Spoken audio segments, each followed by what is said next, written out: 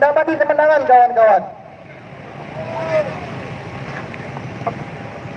Kita saat ini kawan-kawan terlalu banyak isu yang menyangkut mahasiswa kawan-kawan. Aksi kemarin dengan spontan pemerintah mengatakan bahwa mahasiswa aksinya ditunggangi kawan-kawan atas kepentingan politik.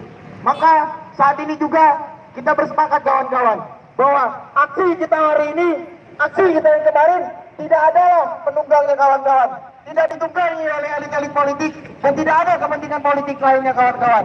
Aksi kita adalah aksi yang murni karena kepentingan rakyat itu sendiri kawan-kawan.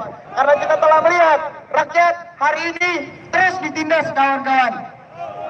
Pemerintah yang telah dipilih oleh masyarakat, yang telah diberi kepercayaannya, malah tidak sama sekali mementingkan kepentingan rakyatnya kawan-kawan, melainkan kepentingan investor kawan-kawan, kepentingan pemilik modal yang sampai hari ini terus mengeksploitasi kita kawan-kawan.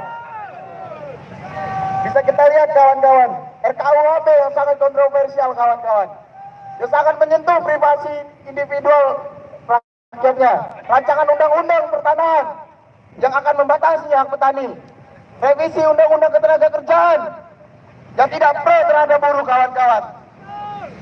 Akan kutanya pada kawan-kawan, apakah ada elemen buruh? Apakah ada elemen mahasiswa? Apakah ada elemen tani? Apakah ada elemen rakyat yang diundang untuk merancang undang-undang kawan-kawan?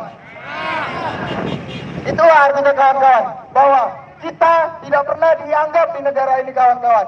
Kita tidak pernah dilihat kawan-kawan.